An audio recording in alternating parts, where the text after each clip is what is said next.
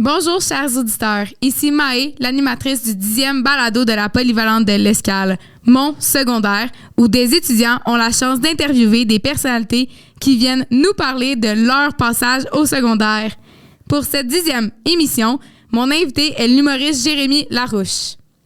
Bonjour Jérémy. Premièrement, félicitations pour ton spectacle. Merci. Et bienvenue au balado. Yes, je sais c'est écrit « Félicitations pour ton spectacle » sur la feuille. Fait que si ça s'était mal passé, tu l'aurais dit pareil. Oui, exactement. Yes! Le concept il est simple. Tu nous parles de ton secondaire et à la fin, il y a un petit volet de musique significative. Ah ouais. Ça te va? J'avoue, ça me va très bien. Parfait. Alors, pour commencer, Ouais. je te laisse te présenter et nous raconter ton petit parcours. Mon petit parcours. Ouais, ben, tu OK. peux parler d'un grand parcours si tu veux. Je sais pas, ben de où tu veux que je commence? Ben, tu peux commencer par ton secondaire. OK. Moi, ça? Ok, Ouais. parfait. Est-ce que tu as aimé ça? Ouais, je pense que oui. Je pense Ah oui? que, oui, je pense que j'ai aimé mon secondaire, dans le sens que je pense pas que j'ai haï mon secondaire, mais je pense pas que je fais partie des gens qui étaient comme « Wow, le secondaire, c'était tellement cool! » OK. C'était cool, je pense. Non, mais attends, comment je peux te dire ça? Genre, moi, j'ai gradué en 2001, OK? Fait que, puis, genre, moi, ce que j'ai découvert dans mon secondaire, ce qui a vraiment changé ma vie, ça a été l'impro. J'ai commencé à faire de l'impro en secondaire 2. OK. Puis c'est là que j'ai fait mes amis, c'est là que enfin je sentais que j'étais bon dans quelque chose maintenant. Ouais. Puis parce que primaire, secondaire, ça a été beaucoup d'intimidation quand même. OK. Ouais, quand même. T'étais Le monde aime moi, là. OK. C'est, À cause de ton TDAH ou? Ben, oui, non, j'avais pas de diagnostic dans le temps. Puis OK. c'est pas quelque chose on n'en parlait pas comme aujourd'hui, mettons, de tout ça, d'être hyperactif. Tu sais, il n'y en avait pas beaucoup, puis sinon, ben, c'était mal vu, mettons. Là, Ouais. Comment tu pourrais la gérer, fait que on va te mettre ces pilules, puis t'étais zombie. Genre, c'était pas. C'est ça, c'est quand même un peu une autre époque, entre guillemets. Fait que t'avais pas de TES comme qu'on appelle aujourd'hui. Non. Aucune aide. Je pense pas que TES, c'est un terme qui existait même pas, là. Tu sais, il y avait des orthopédagogues, puis il y avait des intervenants ou des intervenantes dans les écoles, mais tu sais, je te dirais qu'ils s'occupaient des cas plus lourds, mettons. Moi, j'étais à la limite. Je pense que ça gossait les profs parce que j'étais super bon à l'école, Ouais. mais je sautais partout. Ah. Fait que, si j'avais pas été bon à l'école, il aurait pu facilement se débarrasser de moi et m'envoyer, OK. mettons, dans des groupes spécialisés. Mais comme j'étais bon en classe, j'étais comme sur une ligne qui gosse. Ouais. Puis mon professeur de français en secondaire 2, c'est celui-là qui a fait « Hey, ça te tente-tu de faire de l'impro? OK. C'est drôle, let's go, embarque. » Puis c'est le premier qui a valorisé, mettons, Ouais. ça. Le fait que je dise tout le temps les niaiseries puis je vais le faire rire la classe au lieu de me sortir comme OK. les autres. Ouais. Fait qu'il a vraiment carrément changé ma vie parce qu'après ça, un coup j'ai découvert l'impro, j'ai fait waouh, je veux faire ça tous les jours, OK. tout le temps. Puis c'est là que t'as eu le déclic pour devenir humoriste? Ouais. Ouais. Ben, c'est là que j'ai fait, hey, je veux faire de la scène. OK. C'était sûr, c'était comme je veux faire tout le temps ça. Puis t'étais à l'aise sur une scène, là. J'ai jamais autant été à l'aise nulle part dans ma vie que sur scène. OK. Genre, il n'y a aucun endroit dans ma vie où je me sens mieux que quand je suis sur une scène. OK. C'est weird, mais Ouais. c'est là que je suis bien. C'est ta place. Ouais. Ouais. Je contrôle ce qui se passe. C'est moi qui contrôle aussi de quoi on rit puis quand est-ce qu'on rit. Ouais. Je pense que ça, c'est peut-être aussi... Ça vient... Ma psy a dit que ça arrête bien gros mes traumas de m'être fait bien écœurer. Là. OK. C'est comme si j'avais voulu enfin contrôler quand est-ce que le monde va rire puis de quoi ils vont rire. Quand ils Ouais. vont rire. Puis si moi, je veux que tu ris de moi, c'est quand moi, je décide. OK. Il y a comme vraiment une grosse part, je pense, de contrôle dans tout Ouais. ça. Ouais, c'est ça. Fait que, OK. non, ma psy, elle trouve que mon métier répond à tous mes problèmes. J'ai comme trouvé un bon équilibre, genre. Bon, ben ça, c'est une bonne nouvelle. Pendant ton secondaire, t'aurais-tu une anecdote croustillante pour nous? Croustillante? Ouais. Oh my God, genre quoi? Ben genre... Pendant 3 jours sur l'acide ou... Ouais, genre... non. Qu'est-ce que tu veux dire? Donne-moi des... Ben, tu sais, admettons, je sais pas, là, t'as fait un plan à ton prof, puis il est tombé parce que t'as tiré sa chaise ou... Ah, OK, c'est genre un prank, là. Ouais, mais genre le meilleur de tes pranks, là. Ça fait longtemps, mais... God, le meilleur de mes pranks.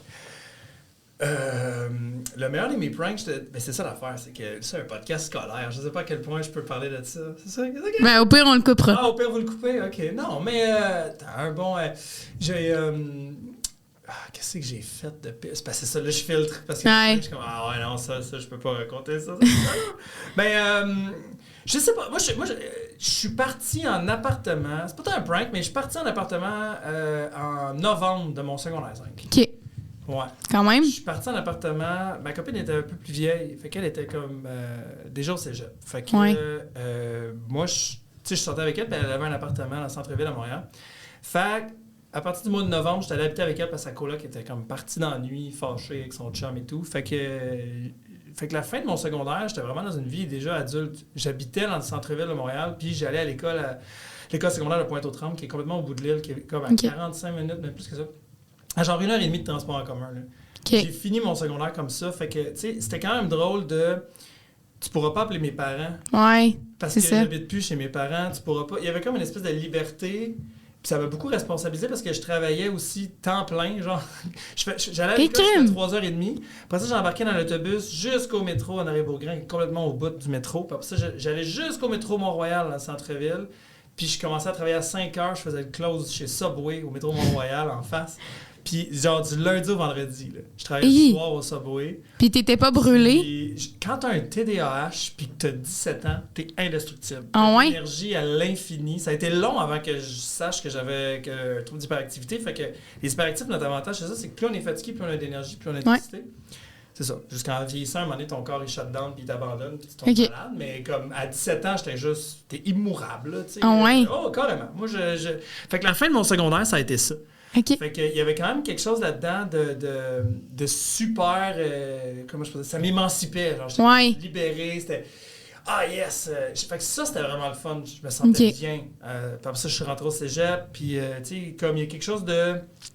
C'est ça. J'ai beaucoup aimé la fin de mon secondaire. J'avais l'impression de m'être affranchi de les règles, les professeurs, les nanana. Puis je devenais plus complice avec les adultes autour de moi. Justement, les profs et tout. Je pense qu'ils m'aimaient bien. Je pense que j'ai bien vieilli dans mon secondaire comparativement au petit bum de secondaire 1, mettons, où j'avais cassé des vitres. Là, OK, t'étais le petit bum, là. Mais j'avais besoin de me défouler, puis l'impro est venu faire ça. OK. L'adrénaline que j'avais besoin, la scène me l'a apporté, fait que j'ai arrêté de faire des mauvais coups. C'est comme ça, c'est ça.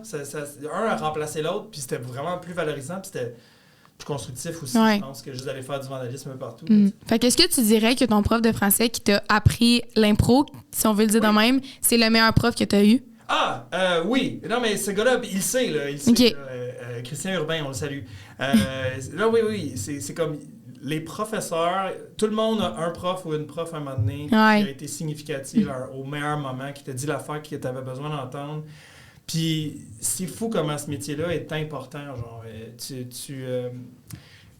ta job, c'est pas d'enseigner aux gens, aux jeunes, tu sais, mettons, des notions. Ta job, c'est d'ouvrir des portes, faire, gars, il y a ça, ici, va voir. Tu sais, genre, puis à un moment donné, il faut que tu rouvres la bonne porte à la bonne personne qui fasse comme, ouais, il y a tout ça. Puis après ça, c'est comme, vas-y, moi, je te donne la swing, let's go tout seul, tu sais. Puis moi, je pense que c'est des gens qui sauvent des vies, les profs. C'est vraiment des gens importants. Ah oui, totalement. Puis toi, est-ce que tu t'inspires de lui, des fois, dans ton rôle d'enseignant? Ouais, ben moi, j'ai rapidement commencé à coacher dans l'impro. J'aimais full ça. Essayer d'être empathique avec les gens, essayer de me mettre à leur place, puis essayer de vivre les choses avec eux. J'ai coaché dans l'impro pendant de nombreuses années, puis après ça, je me suis ramassé à enseigner à l'école de l'humour. Fait que coacher de l'art ou former, puis j'ai même commencé un bac en enseignement aussi à l'université. Ah oui? Pas fini. Ouais, c'est ça. Fait que moi, ça m'a toujours attiré ça, partager ma passion de la scène avec des gens. Ouais. Puis, tu veux pas être cette personne marquante-là pour chaque personne, c'est impossible, mais tu veux au moins... qu'ils se souviennent de toi en bon. Ouais, ou du moins... que le chemin qu'on a fait ensemble, il valu la peine. Puis des fois, là, je m'en fous qu'il soit fâché après moi. Puis limite, après ça, genre, je suis comme, mais je pense que j'ai fait ce move-là pour toi. T'sais, plus tard, tu vas peut-être t'en rendre compte que ou j'avais raison, ou c'est pour ça qu'il faisait ça. Mais je veux que le moment où on partage un chemin ensemble, ça soit constructif. C'est vraiment plus ça. Ouais. OK. Puis c'est quoi la meilleure qualité pour un enseignant, d'après toi? Genre, qu'est-ce qui fait un bon prof? Mon Dieu, la curiosité peut-être. En fait, moi j'essaie d'apprendre autant que mes élèves apprennent pendant qu'on travaille sur un projet ensemble. Parce que c'est pas vrai que moi je sais tout. Surtout pas, tu sais, je suis pas un prof de biologie. Là. Ouais. Tu sais, c'est pas une science mesurable. Là, OK, ouais. Alors, fait que ce que je dis, c'est selon moi, selon la somme de mes expériences, mais tu sais, genre prove me wrong. Là. Puis j'aime ça quand pendant le cours, pendant la session, j'ai eu l'impression aussi, moi, de progresser, en fait. Ouais. Fait que je pense que c'est ça. Je pense qu'un prof, il faut qu'il se mette en position de les élèves vont m'apporter. Je voudrais que les élèves m'apportent autant que je suis capable de leur en apporter. Ouais. OK. Puis, ça challenge les élèves aussi. Puis ça fait qu'eux autres aussi ont l'impression d'avoir servi à quelque chose, de pas juste s'être fait bourrer le crâne, puis après ça, ils s'en vont. Ouais. Ouais. Fait que je pense que c'est ça. Je pense que je veux surtout les rassurer. Je pense que c'est important, mais. Ouais, je pense qu'il faut être curieux comme prof. OK. Ouais. Puis, admettons, ça ressemble à quoi? Une année à l'école de l'humour. Oh my God, c'est tellement beaucoup de choses. Ça dépend, il y a le programme écriture, où est-ce que tu vas dans le fond là pour plus écrire du contenu, puis tu as le programme humoriste, où est-ce que c'est plus pour jouer sur scène. OK. Fait qu'il y en a un que le programme écriture est juste 1 an, le programme humoriste c'est 2 ans. Donc, ils vont être appelés à... on va leur donner des commandes. Comme par exemple, si tu es dans le programme humoriste, à chaque vendredi, il faut que tu présentes un numéro de 5 minutes devant la classe. OK. Ouais. Fait que ça t'oblige à chaque semaine à faire une rencontre avec des auteurs-autrices, travailler tes affaires, répéter, apprendre ton truc, puis après ça, le livrer. Puis, fait qu'à tous les vendredis, tu présentes un numéro, puis à la fin de la session, tu choisis un numéro là-dedans, puis là, tu le retravailles pendant plusieurs semaines, puis on fait un show dans une salle de spectacle devant du public. Genre. OK. C'est comme le cours de vendredi, mais tu sais, t'as des cours d'impro, t'as des cours de chant, des cours de mouvement. De chant? Oui, des cours de voix, en fait, de technique vocale. What? Ouais, technique vocale, parce que ta voix, c'est ton instrument de travail. Ouais. Il faut que tu en prennes soin. Puis l'école de l'humour n'est pas axée seulement sur devenir stand-up. Genre, bonsoir, tout le monde s'en bien, avec un tabouret et un verre d'eau. Il y a tellement plein de choses qu'on peut faire. Mm-hmm. Tu sais, ça peut être juste faire des TikTok drôles. Fait qu'en moi, je donne le cours de création numérique sur les réseaux sociaux. OK. Fait qu'on apprend les codes des réseaux sociaux, comment ça fonctionne, comment fonctionnent les algorithmes, comment essayer de travailler avec ça, les référencements, ces affaires-là, comment analyser des statistiques sur ton site, etc. Mais aussi comment avoir du fun là-dedans, pas juste essayer de « moi, je veux devenir famous puis viral », puis juste tout le temps essayer de faire la dernière tendance, mais plus trouver c'est quoi ton identité numérique que tu as le goût d'être. Tu sais, je pense à, mettons, Liliane Blanco-Binette qui a fait le cours, tu sais. Ben Liliane, quand elle est arrivée dans le cours, elle était comme, moi, j'aime pas tant ça, les réseaux sociaux, puis je sais pas comme par où prendre ça, puis j'haïs ça. Fait que, tu sais, on parle de Liliane Blanco. Ça m'étonne. C'est fou. C'est genre tout le temps sur ma feuille page. Ben oui, je sais. Fait qu'à un moment donné, ces gens-là, ils apprennent et puis ils réfléchissent à, OK, mais moi, comment est-ce que je... Parce qu'il n'y a personne comme Liliane. Oui, elle est unique. C'est ça. Fait que c'est quoi ta saveur à toi? Comment est-ce que t'es? C'est quoi ton clown? Puis c'est avec le temps que tu le trouves en essayant des choses. Puis comment tu peux le produire après pour du contenu. Fait que c'est ça. Fait que ça fait partie du cours que je donne d'analyser un peu comme c'est quoi les tendances, mais surtout... Toi, qu'est-ce qui te tente de faire sur Internet? T'as-tu goût d'être sur Twitch, puis de faire Fortnite, puis genre dire des niaiseries, ou, tu sais, parce que c'est autant valide que, mettons, Mégane Brouillard ou Liliane, tu sais. Fait que c'est comme, ça demande autant de montage, de temps. Fait que qu'est-ce que tu veux faire? Des tunes drôles, des ci, des ça. Fait que c'est de te trouver un concept, puis d'avoir envie de le faire chaque semaine. Tu veux-tu partir un podcast, tu sais, etc. Puis même ça, tu vois, ta console, on a la même, là. Fait qu'on apprend à utiliser ça, on apprend à setter des micros, tu sais, il y a beaucoup d'écho, puis quand on touche la table, fait OK, comment est-ce qu'on peut faire que les invités vont pouvoir toucher à la table sans que ça fasse le bruit que ça fait en ce moment? Fait que là, on apprend aussi de façon technique ces choses-là. C'est cool. Parce que les humoristes, maintenant, c'est ça, là, 60% de ta job, à peu près, ça va être sur Internet. OK. C'est beaucoup quand même. Ça a beaucoup changé. Il y en a très peu maintenant qui font que de la scène. Fait que 60% de ta job va être sur Internet maintenant. C'est énorme. Est-ce que toi, ta tâche, elle a comme augmenté depuis cette évolution-là? Non, maintenant, je donne ce cours-là parce que ça fait 6 ans que je donne ce cours-là. Quand même. Parce que, voilà, même pas 10 ans, c'était le cours radio-télévision. Là. OK. Ça a besoin d'être modernisé. Fait qu'il y a eu plusieurs personnes qui ont passé pour essayer de changer le cours. Puis là, depuis 6 ans, c'est moi qui le donne. Puis c'est vraiment comme... Puis même à ça, je trouve que 3 heures semaine, pendant 15 semaines, je trouve que j'en prendrais plus. J'aimerais savoir un cours à la session d'hiver aussi, où on pourrait peut-être juste faire du live ou juste faire du podcast ou juste faire de la vidéo, du montage. Fait que c'est ça, l'idée, c'est d'essayer d'outiller le plus possible nos élèves pour que quand ils sortent, peu importe c'est quoi qu'ils veulent rendre comique, ils sont outillés à le faire. Pour pas juste faire une chose. OK. Fait que non, on forme plus juste du monde qui font du stand-up. Tout. Dans le fond, notre objectif à nous autres, c'est que tu sois capable d'être drôle partout ou que tu sois capable de rendre tout drôle. Ouais. Tu sais, comme si tu rentres dans le programme écriture, je vais venir te voir, je vais faire « Bonjour, je suis la ville de Val-des-Sources. Nous avons des règlements pour les parcs, puis on voudrait que vous trouviez une façon de les expliquer, que ce soit comme pas juste des règlements, puis que ce soit un peu drôle. » Et toi, tu serais capable de prendre cette commande-là, les règlements de la ville, puis créer du contenu qui serait drôle, puis qu'en même temps passerait l'information. Tu sais, quand t'as fait le programme écriture, t'es capable de rendre tout drôle, normalement. Presque. Ouais. Mais même non, tout. Je pense pas qu'il y a rien qui peut ne pas être drôle, là, tu sais. OK. Puis, admettons, Il y a gros Danick Martineau qu'on entend souvent parler parce que à cause de ses anciennes tunes puis tout. Est-ce que lui, tu trouves que c'est une bonne forme d'inspiration? Tu sais, il y a gros du monde que quand ils ont vu Danick Martineau, ils étaient genre hey, oh my God, il est tellement drôle, j'ai envie d'être lui. Ben, c'est littéralement ça qui se passe maintenant avec les réseaux sociaux.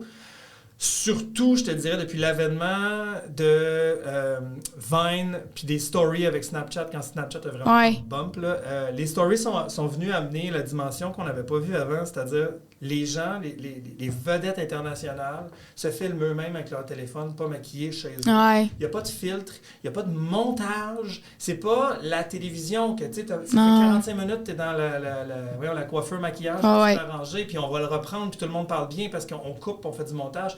Là, c'est raw, c'est ça qui se passe.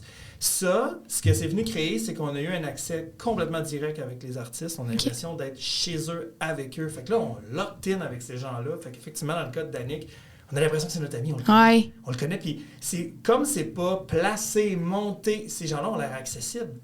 Comparativement à Taylor Swift, t'as pas l'impression que tu peux ni l'approcher. C'est comme, tout est parfait autour d'elle, puis il y a une équipe. Danick, là, t'as l'impression de voir le croiser au couche-tard, faire « Hey, what's up? » Ça crée, les réseaux sociaux ont créé ce sentiment-là. Fait que c'est pour ça aussi que t'as des gens qui sont devenus aussi, tu sais, Charli D'Amelio là, est devenu big, là, de même, là, tu sais. Fait que, puis les gens, c'est ça, c'est quasiment des fidèles ou des adeptes. Oui. Tu sais, il y a quelque chose de sectaire un peu, même des fois, tu sais. Fait que ça, c'est vraiment fou ce que les réseaux sociaux ont amené par rapport à ça. C'est complètement un changement dans le following, tu sais. Ouais. Je vais y aller. C'est une longue réponse, hein, je suis désolée. Non, mais c'est bien correct. Ça me dérange aucunement. Je vais y aller avec... on va revenir au secondaire, dans le fond. Quelle perception les élèves auraient-ils sur toi? Genre, quand tu penses aux autres, tu penses qu'ils pensaient quoi de toi?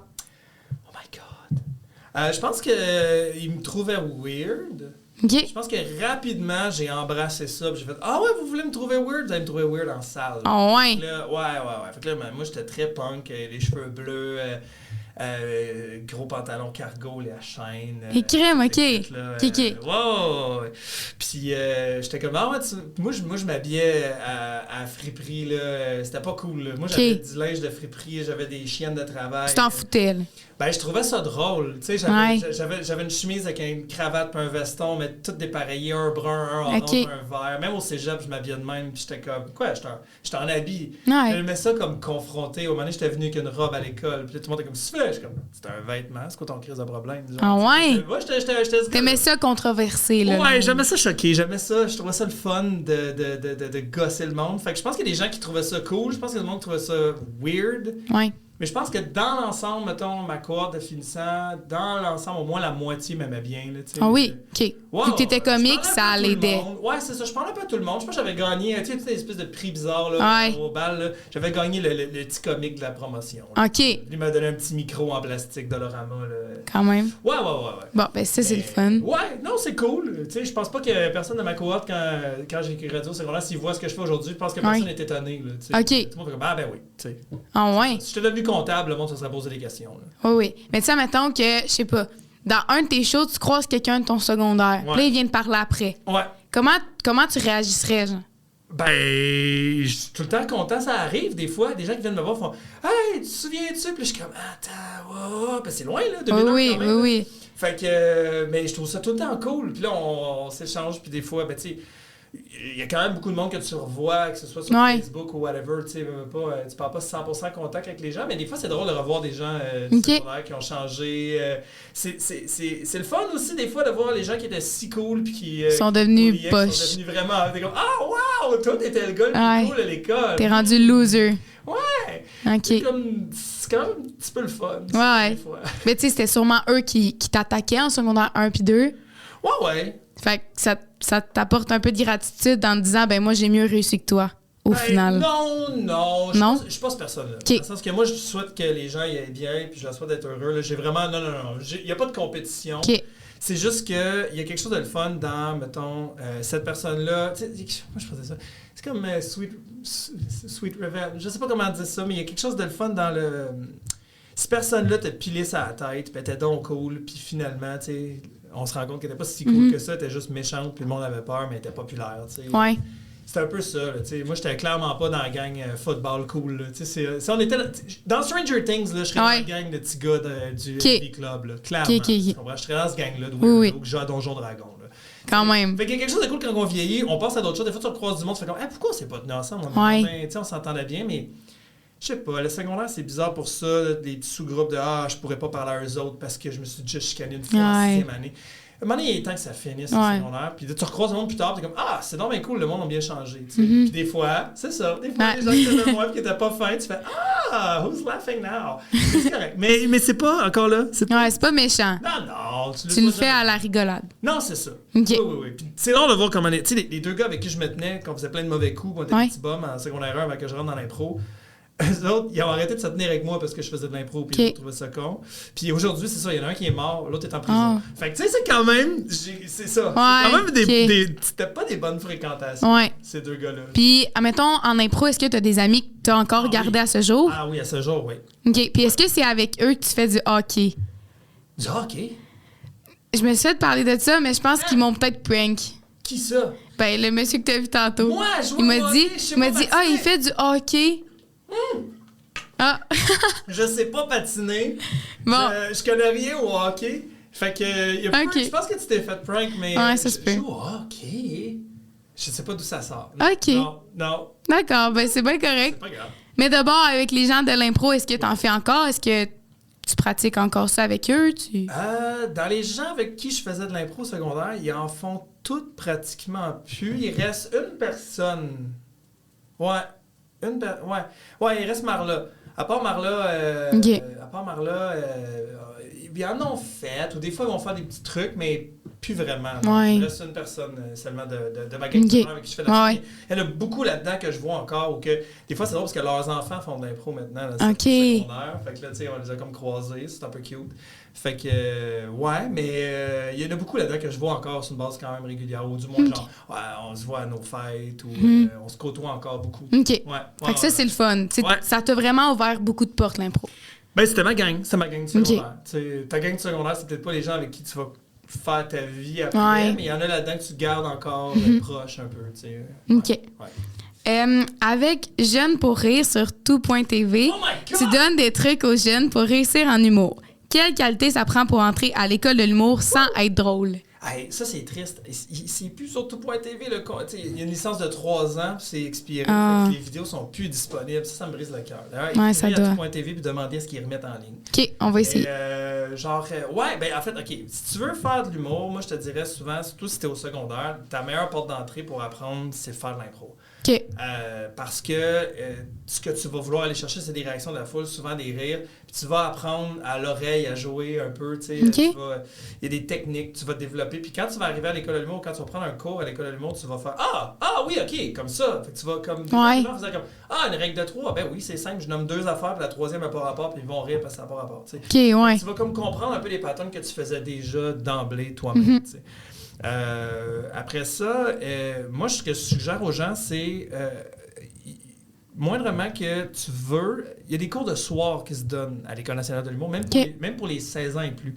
Fait que tu peux aller prendre un cours d'écriture, un petit cours d'interprétation, un cours d'impro. Les cours de soir, tu n'as pas d'audition. Tu as juste à t'inscrire, il y a un montant d'argent à payer pour 15 semaines, puis tu vas faire un cours. Ça peut être cool. Sinon, la meilleure chose à faire, c'est d'en regarder plein. D'aller checker sur Internet, de checker des shows d'humour, de regarder le Gang Show, de regarder... Regarde le monde qui en font. Après ça, la minute que tu peux jouer, là, que ce soit dans ton école, il y a tout le temps un talent show, un gala, vas-y, va faire un numéro, essaye quelque chose.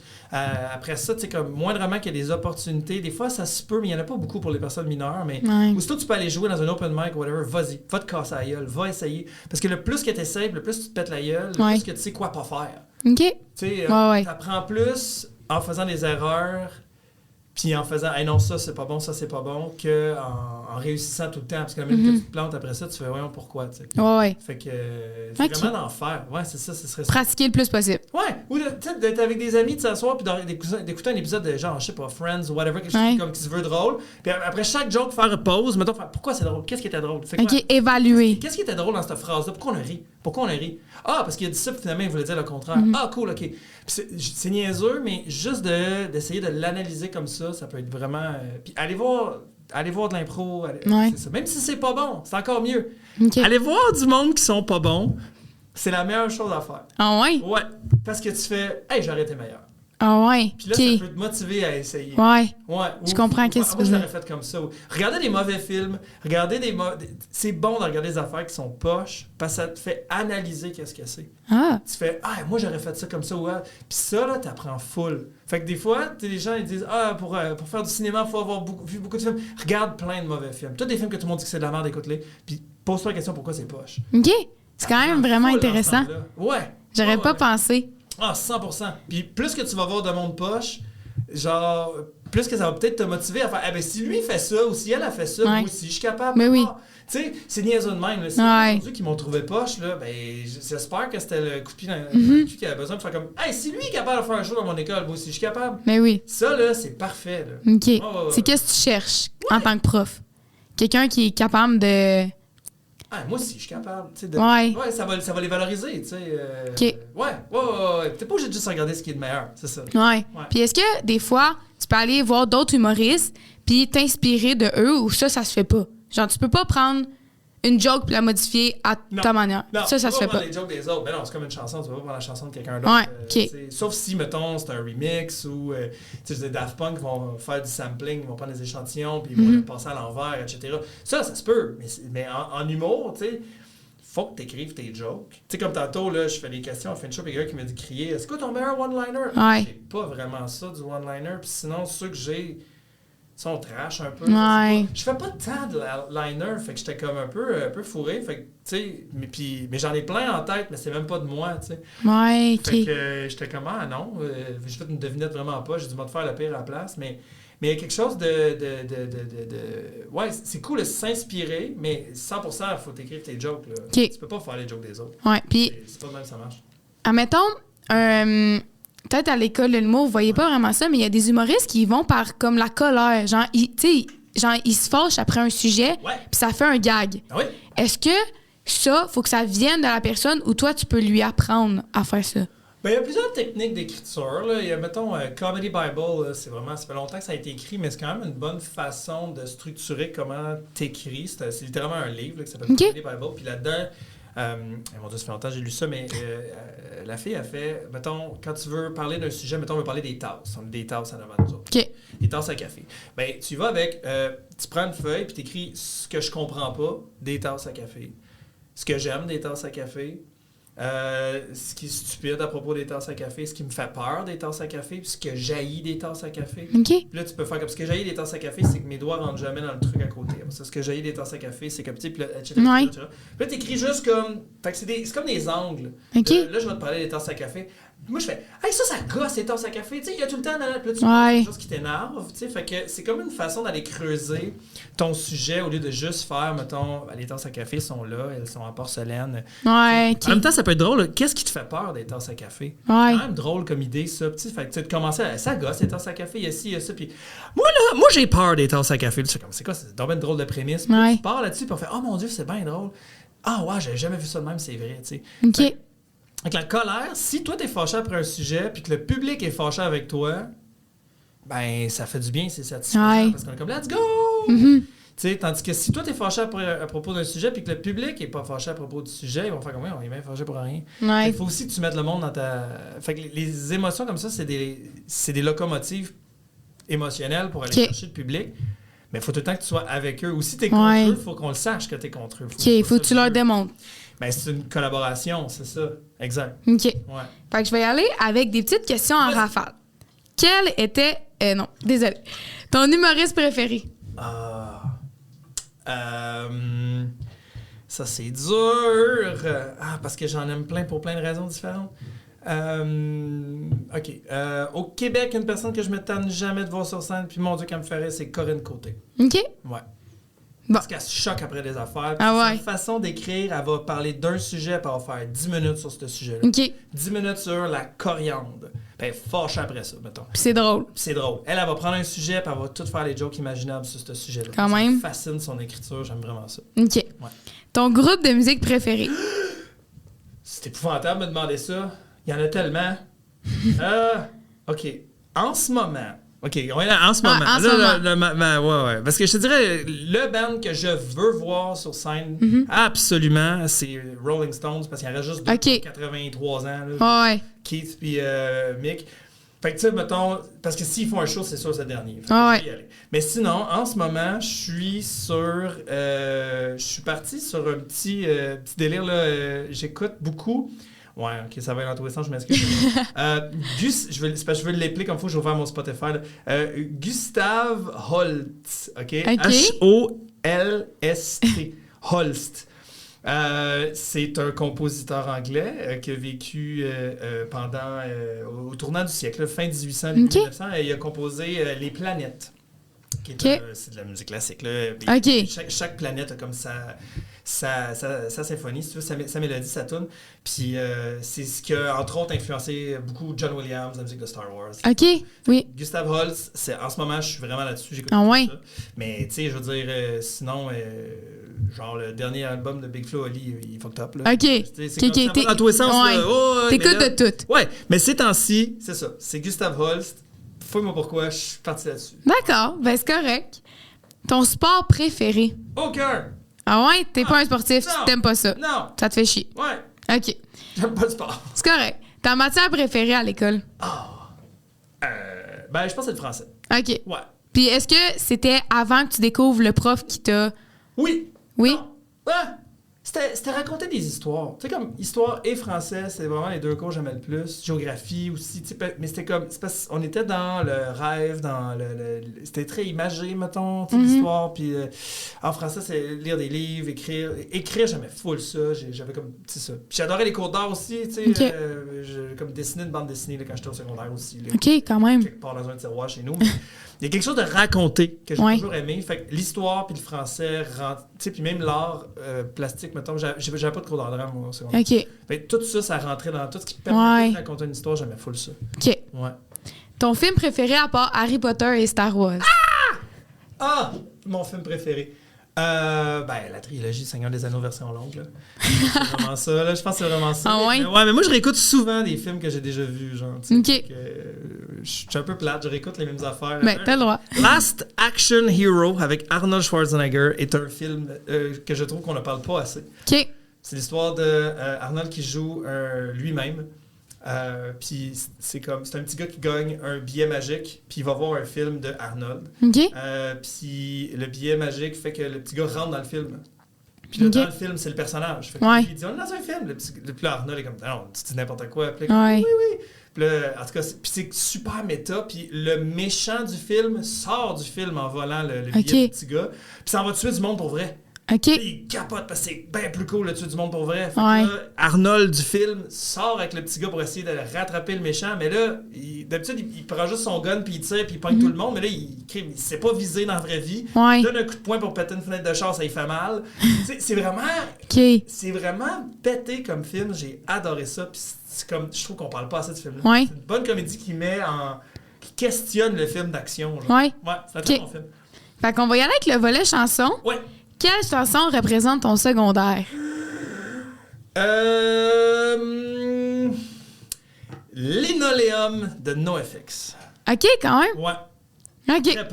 Très punk. Sinon, ça serait genre Basket Case de Green Day. Genre. Ouais. Ça, c'était tes musiques préférées. Ouais, très punk. Ouais, OK. Ouais. Une chanson significative, quand tu l'écoutes, ça te fait penser à un événement marquant. Un événement marquant, hein? Ben, c'est sûr que toute la trame sonore du film Le Fabuleux Destin de Billy Poulain de Yann Tiersen, c'est beaucoup la musique que ma femme écoutait quand elle était enceinte. On mettait des écouteurs, des coquilles là, sur le ventre pour faire cette musique-là à Noémie. Là, on avait lu un peu sur la musicothérapie, puis les bébés dans le ventre, ils entendent la musique, puis tout, ça les rassure. Fait que quand ils naissent, puis ils pleurent, si tu fais jouer cette musique-là, ça les apaise. C'est quelque chose qu'ils connaissent déjà. Ben, ils reconnaissent déjà nos voix, là, ils nous entendent. Là. OK. Puis est-ce que ça marche? Il semblerait-il que oui. Fait que on a fait ça. Fait que ça, c'est quand même significatif. C'est ça, il y a beaucoup de chansons, beaucoup de moments dans nos vies. Si vous voulez, mettons, entendre comment la chanson qui représenterait, mettons, comment j'essaie de construire un numéro d'humour, moi, je vous suggère d'aller écouter sur l'album Subway Gods, G-A-W-D-Z, de Too Many Zoos, Z-O-O-Z, la chanson Kings Avenue. OK. Cette chanson-là, de Too Many Zoos, c'est littéralement genre... si un de mes numéros d'humour pouvait être une chanson, ça serait ça. En moins. Ouais. Écoutez, vous irez voir ça. Parfait. Ouais. Ben merci beaucoup d'être venu au balado de l'Escale. Bye! Bye!